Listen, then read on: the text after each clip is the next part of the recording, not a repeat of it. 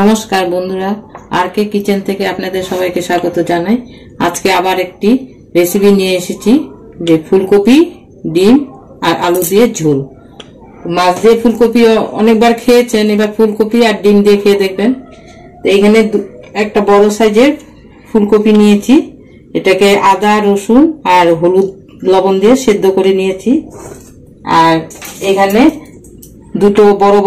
তিনটে বড় বড় সাইজের আলু নিয়েছি, এটাকেও সিদ্ধ করে টুকরো করে রেখেছি।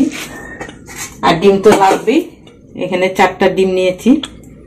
এখন এদিকে কড়াইতে তেল বসিয়ে দিয়েছি, এখন এটাকে ভাজবো। আগে কপিটাকে ভেজে নিব।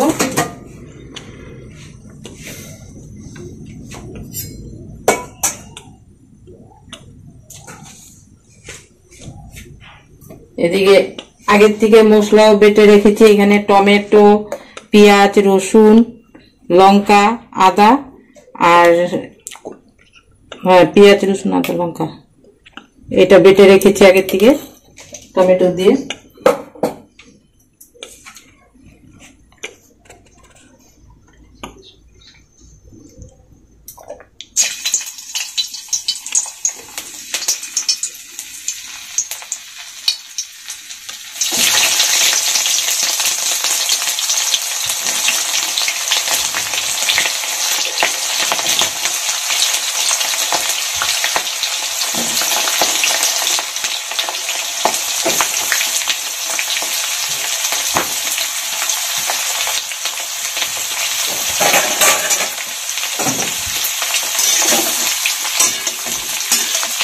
এখানে আর লবণ দিব না, কেন লবণ দিয়ে সিদ্ধ করেছি, তাই লবণ আর দিব না, এমনি ভেজে তুলে নিব।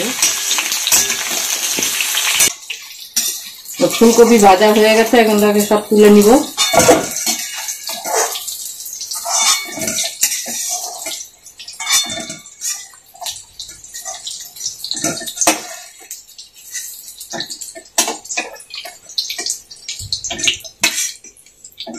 এখন এই তেলের মধ্যে আলু ছেড়ে দিব, আলুগুলোকেও ভেজে নিব একটু লাল লাল করে।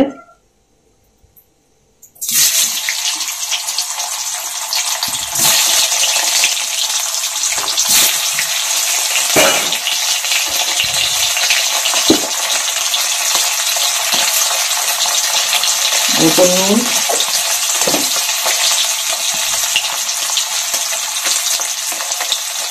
সবগুলো দিয়ে ভেজে নিব সাথে।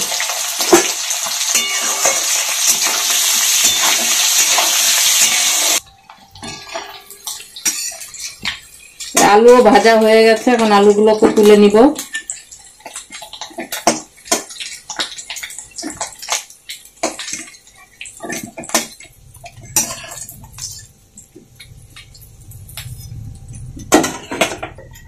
এখন এর মধ্যে ডিম ভেজে নিয়ে চলি।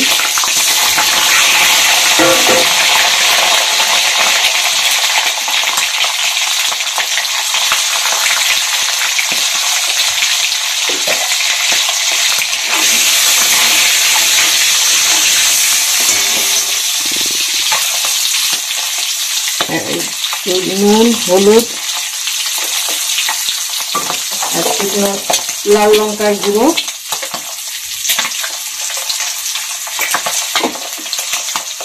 এগুলো দিয়ে ডিমটাকে ভেজে নেব, কালারটা সুন্দর আসবে।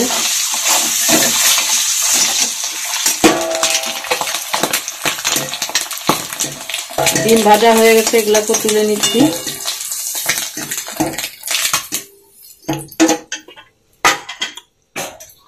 এখন এই তেলে আর অল্প তেল দিয়ে দিব।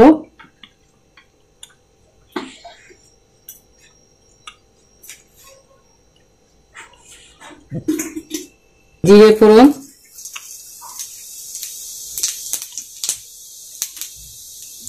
আর পেঁয়াজ কুচি দিয়ে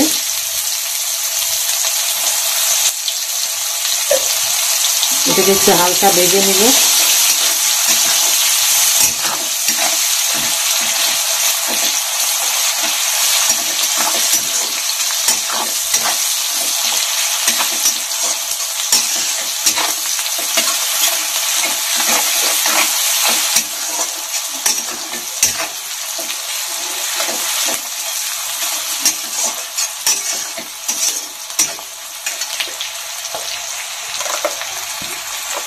এর মধ্যে বাটা মশলাটা দিয়ে দিলাম।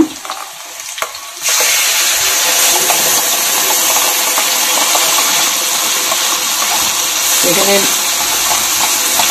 একটা বড় সাইজের টমেটো, কাঁচা লঙ্কা 5-6টা, পেঁয়াজ, রসুন, আদা একসাথে বেটে রেখেছিলাম, ওটাই দিয়ে দিলাম।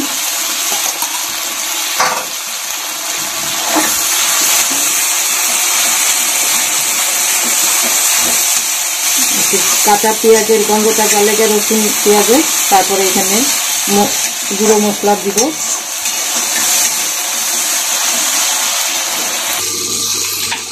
পেঁয়াজ রসুন হালকা কষানো হয়ে গেছে। এখন এর মধ্যে ধনে গুঁড়ো 1 চামচ,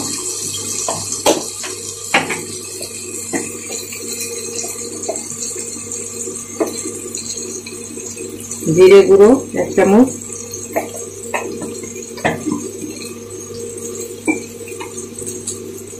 কাশ্মীরি লঙ্কা গুঁড়ো 1 চামচ,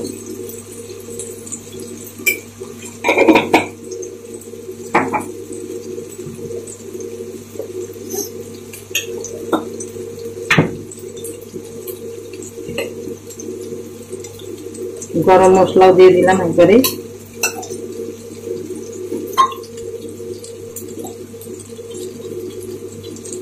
নুন আন্দাজ মতন দিয়ে দিলাম।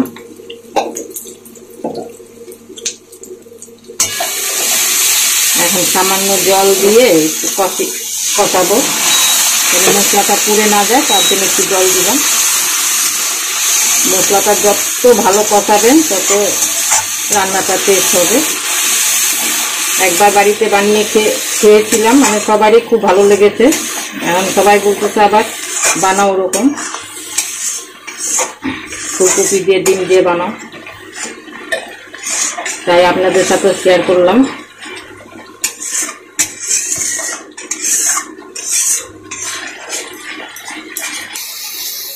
মশলা কষানো হয়ে গেছে, এখন এখানে জল দিয়ে দিব।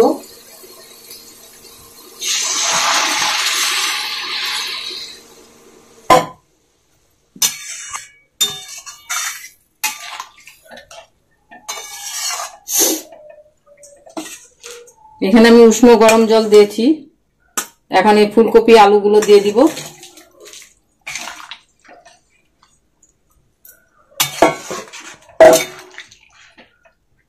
একটু ফুটে উঠলে তারপর ডিম ছেড়ে দিব। এখন ডিমগুলোকে ছেড়ে দিব। জলটা ফুটে উঠেছে, এখন ডিমগুলোকে ছেড়ে দিয়ে আর 5-10 মিনিট আর একটু রেখে তারপরে নামিয়ে দিব।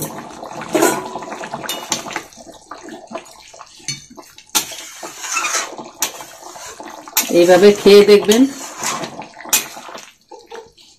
ভালোই লাগবে। আর কমেন্টে জানাবেন কেমন হয়েছে। আর 5-10 মিনিট রেখে এটাকে নামিয়ে দেব। রান্না হয়ে গেছে, এরকমই ঝোলটা নামাবো। এখন এটাকে নামিয়ে দিই।